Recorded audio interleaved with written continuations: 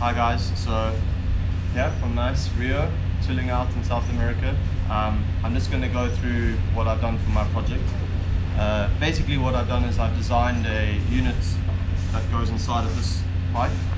This floats in the water and moves along with the rate of the water and tells me how fast it is traveling using GPS. So here I have a small Arduino mini board with a couple of extra features on it. One is that it takes a LiPo battery. It can also be powered via USB, and the USB can be used to program the board as well as used to charge the LiPo battery. I then have this little communicating unit on the top here, which is an RF, communicates over RF at 2.4 gigahertz. It's got a little whip antenna. And on the other side here we have all of the breakout pins for the board, and from these pins here I'm powering a little GPS module unit here, which then is providing data back to the Arduino through this cable. I've just chosen a random pin actually. It's not using the standardized UART RX TX, it's just using a serial version of TX pin that I've programmed into the Arduino here to provide the data. The UART RX and TX is actually running out through the XP over here. I then have an antenna. It's an active antenna, so as that I can obviously get the coordinates. Without this antenna, the GPS unit doesn't pick up any signal. Unfortunately, I ended up getting a massive antenna. I didn't get the one that I wanted just yet, but the idea is when I finish building this product is probably to put a slightly smaller antenna on. So that's the unit that goes inside of this tube and goes in the water and does all of the calculations for the movement of the water. That information then gets communicated across to the Raspberry Pi, which is running as a server, and you can see here it's got a little Wi-Fi dongle on it, and the Pi itself is actually set up as a DHCP server, so that I can connect to it with an external mobile device. I also then have this little breakout board over here, which has got an XP socket on it, and it has an FDTI USB to serial chip on board, so as that the RF signal that is coming in over here is then communicated into the Pi through serial communication.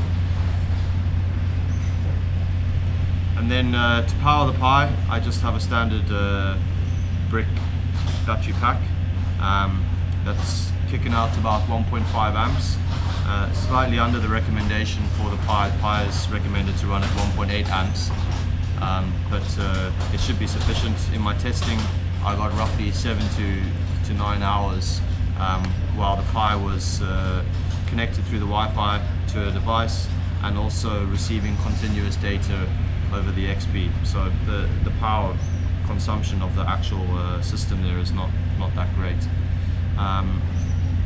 Okay, so that's basically the hardware of the system.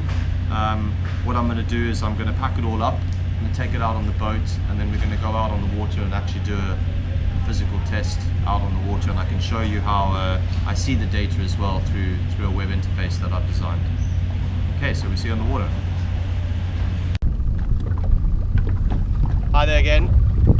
We are now out on the water in Rio Bay. The city of Rio is over there, and behind me here is going out to sea.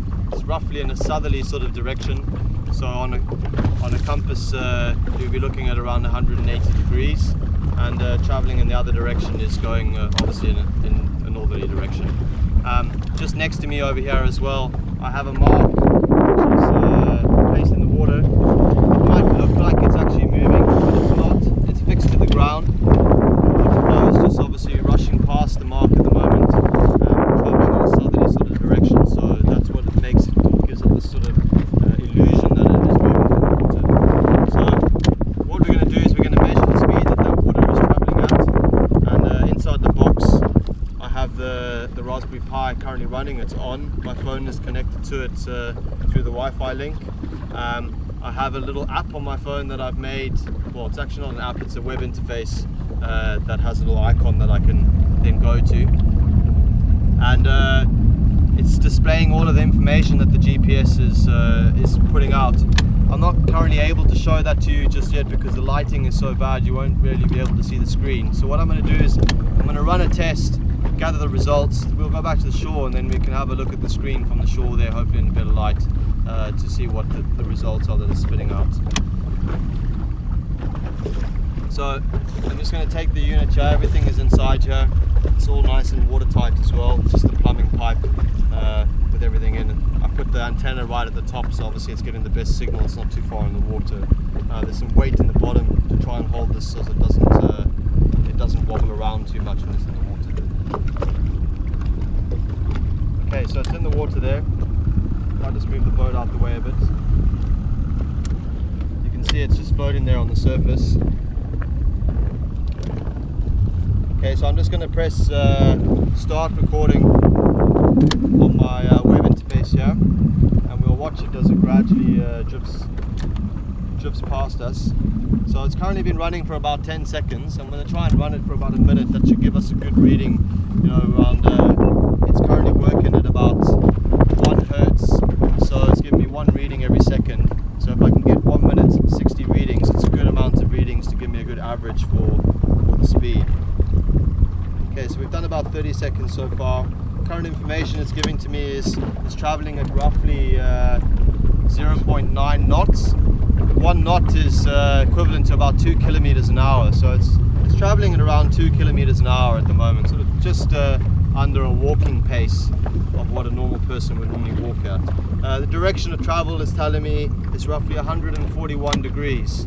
Okay, so not quite south, maybe a little bit off from south, a little bit more towards the east, southeast sort of direction. Okay, so it's been about 60 seconds there, just over 60 seconds, so I'm going to stop the recording now. Okay, and what it does is it's going to save that data onto the database, and when I go back to the shore I'm able to review those recordings or any recordings that I've done through the database, which we'll do when we get back to the shore. So the unit is just here. You can see where it's drifted. The mark is all the way up there now, so we drifted quite far away from the mark just in that time frame of 1 minute. Okay, so see you on the shore. Okay, so we're back here at the house, just trying to review the data that we gathered out on the water there. Currently you're looking at the display for the web interface. Across the top here you can see this is actually meant to be a live stream. Obviously I'm not currently feeding data to the system, so it's not spitting out what the actual recordings are. But down here you can see a recording that I did a little bit earlier on.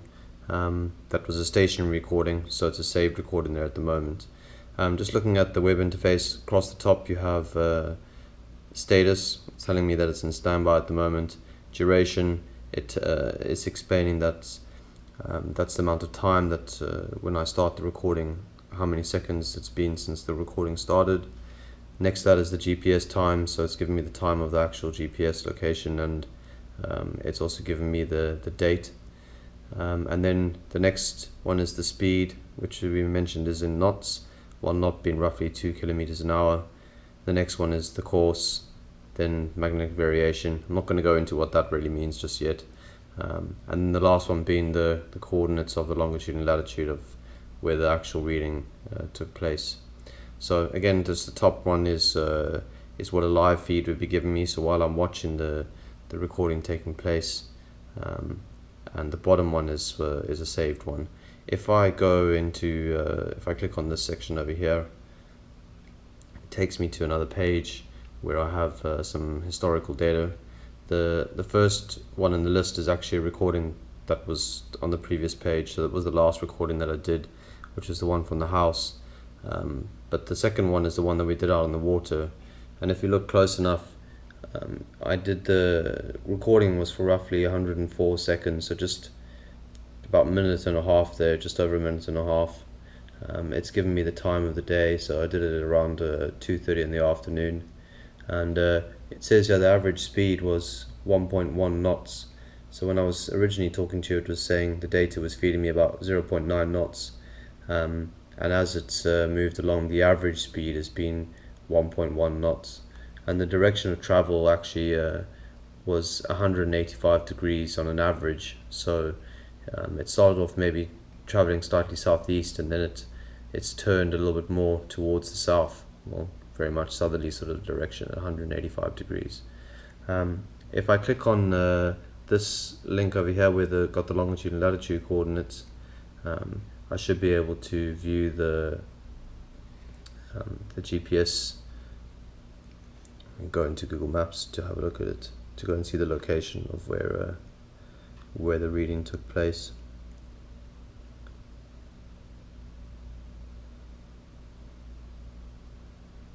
So there you can see it pretty clearly where the reading has taken place.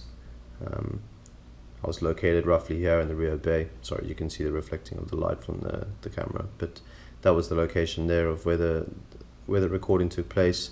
You can see that this is currently where I am at the moment, placed over here, and this is the whole of the Rio Bay, main Rio city over here, and traveling down south. So that's the direction that the current was actually flowing in for that reading. Okay, so if we go back to the web interface, and I go back to the previous page over here, if I wanted to start a recording at this current time now, I would click on this button over here, and you'll see the status bar over here goes red, which is indicating to me that it's currently doing a recording. And if you look close enough here, you can see that the seconds are busy counting up while it's doing a recording, so it's giving me the duration of the time of the recording. I then click this one over here. That stops the recording, and it puts that recording into the database.